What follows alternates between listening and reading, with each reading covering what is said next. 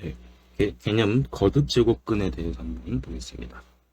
현행 수능에서 가장 앞다는 부분인 거듭 제곱근은 실제로 시험에 자주 나오고 요즘은 난이도도 높일 경향으로 나오고 있습니다. 중학교 때로 한번 돌아가 봅시다. 저희가 중3 때 제곱근의라는 개념을 배웠는데 간단하게 4의 제곱근, 이거 해석을 해보면 제곱을 하여 4가 되는 수들을 다 구해달라는 얘기죠. 그러면 방정식으로 만약 해석을 한다면 x제곱이 4라는 방정식을 푸시면 되니까 x는 플러스 마이너스 2가 되는 걸 알 수 있습니다. 비슷하게 고등학교 때는 거듭제곱근을 배울 건데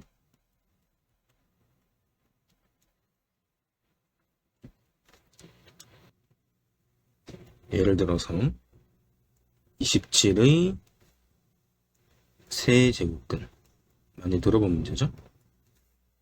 이런 개념 같은 경우는 해석을 해보면 세제곱을 하여 27이 되는 수겠죠. 네, 예를 들면 이제 했던 것들이죠. 방정식은 x 3승은 27이 되는 걸 알 수 있습니다. 그러면 해를 풀게 되면 고등학교 1학년 때 배웠던 곱셈 정렬살이 있죠. 곱셈 공식을 써주시면 됩니다. 네, 그래서 이 방정식의 해가 x는 3 또는 2분의 마이너스 3의 9에서 이제 36을 빼면 되니까 27이 되는 거죠. 이렇게 이제 방정식을 풀 수 있습니다. 그러면 이런 질문을 할 수 있겠죠. 선생님, 만약에 a의 n제곱근은 개수가 몇 개인가요? 그러면 방정식을 이렇게 풀면 되겠죠. 그러면 이런 방정식은 n차 방정식이라는데 이 n차 방정식은 근개수가 n개가 되는 거죠. 그러면 출제 기간에서 낼 가능성이 떨어지는 거죠. 왜? n제곱근 개수가 몇 개니 물어보면 n개가 무조건 나오잖아요. 맞죠? 뭐 5제곱근은 몇 개니? 5개요. 100제곱근은 몇 개니? 100개요. 너무 쉬워지죠? 그러면 출제 소지가 떨어지기 때문에 이 출제 소지를 좀 더 높일 방향으로 가려면 실근 개수로 추가하면 돼요.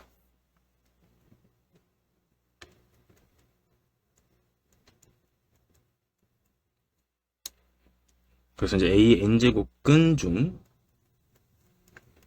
실근 개수는 몇 개냐? 이런 식으로 물어보게 되겠죠. 그러면 저희는 실근 개수를 다룰 때는 어떻게 하셔야 되냐? 대부분은 그래프를 그려서 보셔야 되겠죠. 그래서 그래프 개념이 등장이 됩니다. 그래프 개념이 등장합니다. 그러면 아까 했던 방정식을 그대로 들고 오셔서 이 식을 연립구조로 바꿉니다.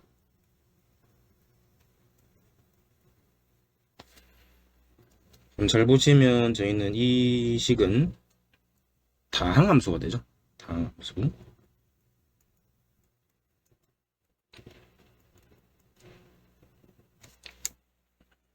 n이 홀수일 때랑 짝수일 때를 기준으로 그래프가 바뀌게 돼요.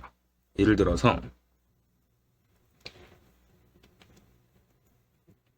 n이 홀수라고 하면 1차라면 직선, 3차 곡선, 3차 이상들도 다 이런 식으로 표현이 돼요. 그럼 만약에 n이 짝수일 때는 2차 형태랑 다음에 4차 형태, 등등등등 이런 바가지 모양 또는 우물 모양, 하여튼 이런 주머니 모양으로 그림이 그려집니다. 그래서 홀수일 때, 짝수일 때를 나눠서 문제를 푸시는 거고요. 그래서 n이 홀수일 때를 한번 따져보면 그래프를 이렇게 그린 상태죠. 이제 제가 x축까지도 한번 그려볼게요. 네, 이렇게 x축이 되고요. 그 다음에 짝수일 때도 비슷하게 x축을 그리신 다음에 이렇게 아래로 볼록하게 그리면 되겠죠? 그럼 이제 저희 핵심은 y는 a를 그리는 게 목적이죠. 이제 y는 a는 상수함수라고요. 상수함수. 그러면 상수함수를 그리실 때 이렇게 그리면 a가 x축보다 위에 있으니까 0보다 클 거고요. x축과 따라 그리면 0이 될 거고, x축 아래로 그리면 0보다 작게 되는 거죠.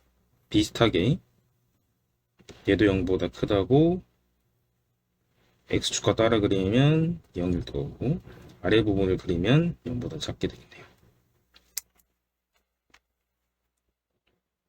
네, 그래서 이제 만나는 점들 한번 표시해 보시면 이렇게 세 가지 점이 있겠죠. 얘도 이렇게. 그렇다는 얘기는 n이 홀수일 때 a가 0보다 크다라고 하면 근이 하나 발생해요. 그래서 그 근을 보통 어떻게 표기하냐면 n제곱근 a라고 쓰는 거죠. n제곱근 a. 그 다음에 x축과 3차 또는 홀수함수가 만날 때는 0이 되겠죠. 왜냐하면 얘가 y축이 되니까 이 부분에서 x값이 0이 되죠. 그래서 x는 0. 그 다음에 왼쪽 부분도 똑같이 n제곱근 a가 되는 걸 알아두셔야 돼요. 간혹 가다가 여기에 쌤님 얘는 마이너스가 붙는 거 아닌가요? 이렇게 이야기하는 학생들이 많은데 a가 음수기 때문에 이미 이 n제곱근 a라는 값은 음수가 내포되어 있다라고 생각하시면 됩니다. 그래서 굳이 마이너스를 앞에 붙일 필요는 없습니다. 짝수일 때는 a가 0보다 클 때는 근이 2개 나오죠. 그럼 2개면 똑같이 y축에 대해서 대칭 구조가 될 거니까 왼쪽과 오른쪽은 대칭 구조면 부호가 반대가 되니까 플러스 마이너스 n제곱근 a라 쓰시면 되고, 똑같이 얘는 0이 되겠죠.